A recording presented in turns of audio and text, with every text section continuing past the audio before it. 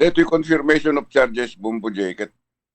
kaarig na ti, no, dito'y Pilipinas, dito'y anti-criminal jurisdiction tayo. Kaarig na dito'y preliminary investigation. Nga kasla dito'y kat paneknikanda, babanti panangusig ta kadigiti ebidensya nga naidatag. Panggap ti digidi reklamo, may panggap kadigidi adu nga panakapapatay, idi panawin ti war on drugs, idi tiyempo ni former President Duterte,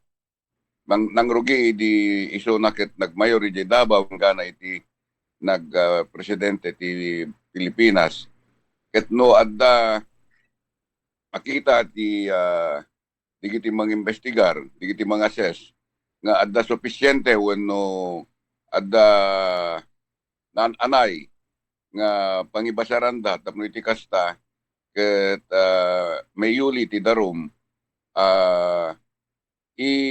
mga ramid iti resolution da nga mangiyuli iti formal nga darum kay former President Duterte ijay pre-trial chamber court tapno iti kasta isut pa nakausig nan, Bombo J. Kasla dete kuma dito Pilipinas, kasla dete preliminary investigation nga sakbay nga yuli da jay darum ijay husgado di apo prosecutor amirisen na lang nga umuna no adda umanay nga pagibasaran na iti panangi yuli na ti darum iti mesa nga akusado, mesa nga respondent. Isut ka po ng ano adda makita na nga umanay nga pagibasaran na nga kasi adda probable cause muna iuli na ti darum ijay ni Apo Huwes. Ket ni Apo Huwes isut ti mangyat nagbeten iti warrant for the arrest of the respondent. Isut ka po ng ano detoy tatak kaaring na detoy confirmation of charges. Ngem ti kasla nabasa ket inweb siya ni former President Duterte ti kalintegan na nga agparang agsipod ta kaslahan ng maanduran sa anti atidog nga panakamiris digiti naduma-duma nga ebidensya nga intatag ti digiti complainant sa Bombo J. Okay. So kaya nasa sir, dito lang kita endan no makaanay ka di digiti evidence ken haang nga iso iti pang determinaranda no guilty when no inosente ni apo dati Presidente Rodrigo Duterte, attorney. Dito ikat kasla pang kwantalaeng evaluate dalaeng no adda umanay nga ebidensya nga tapno iti kasta may unity formal nga darumen iti korte ket mangrugin no kati pinakausig na. Dito ikat sampay nga dito makungkuna nga trial and the merits. Dito ikat panang kasla preliminary pala dito nga panang pinang-evaluate da no adda sufficiente nga adda umanay nga ebidensya tapno iti kasta may yuli dito darum ket marugyan ti panakausig na iti korte Mer President Duterte kadi may panggap kadigidi natnatay when digidi violations against humanity during the time that he was mayor and president during the war on drugs sa Bombo J. Attorney, nakunam nga haan nga rod nga personal nga agparang ni apo uno umatendar ni dati Presidente Rodrigo Duterte. Haan nga maka-apektar detoy itinasao nga hearing ken kabayatan ti hearing, attorney, ditoy kadi nga manamnama nga makita dagiti pamilya tinagbalin a biktima itinadarang war on drugs nga agbalin kas witness, attorney. Haan nga maka-apekto detoy pinagkitak Bombo J agsipod ta kalintigan na no dalagat di nalawag nga rason no apay nga haan nga maka-tender itata ket ti invoke da nga rason ket haanan nga manduran kapo iti edad na ken ti kondisyon ti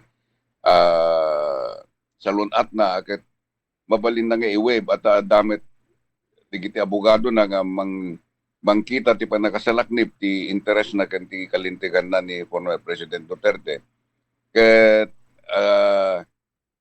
diyan mo no isunto ti panangi pasango da digiti prosecutor digiti testigo tapno no konfirmaran da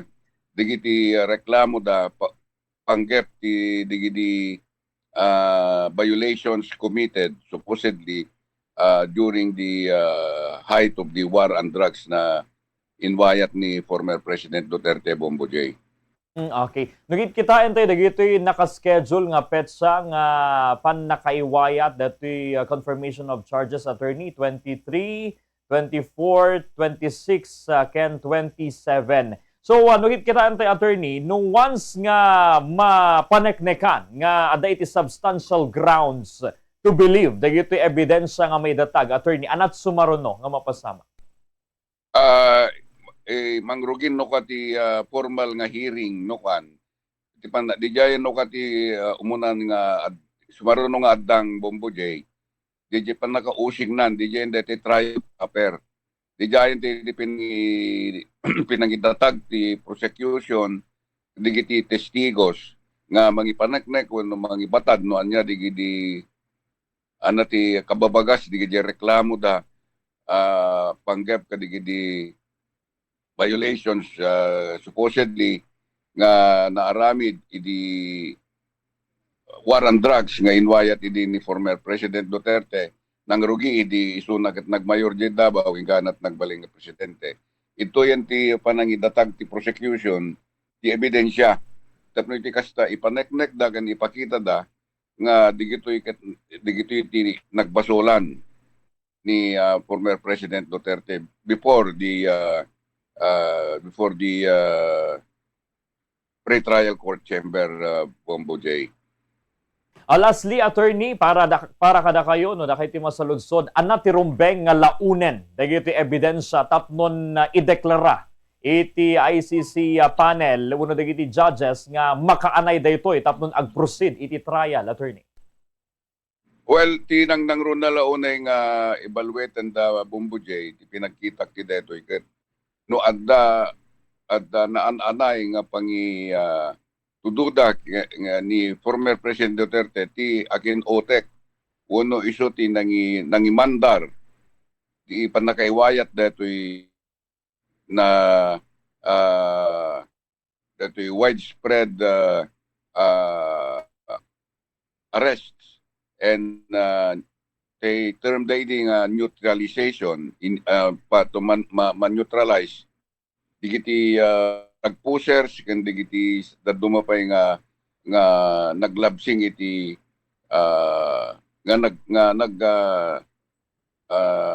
nagaramid iti may kaniwas violative of the Comprehensive Dangerous Drugs Act digiti iti mirisyon na nga nalaing Bombo J no adda pan kainaig di former President Duterte iti daytoy nga naiwayat nga war on drugs kaputa isu Tito Duenda nga architect uno nang muli ti daytoy nga pasamak ket inaramat na digiti daduma pay nga Lipores na kas kada General de la Rosa da Bongo ken daduma pay nga personalities nga isu dati nangipatungpal digijay kasjay in yet dagidi ni former President Duterte nga kasla policy na panggep di pa nakasugpo uno pa nakarugpo digiti kastoy nga krimen na lang nangrona dati drug menace idi Bombo J.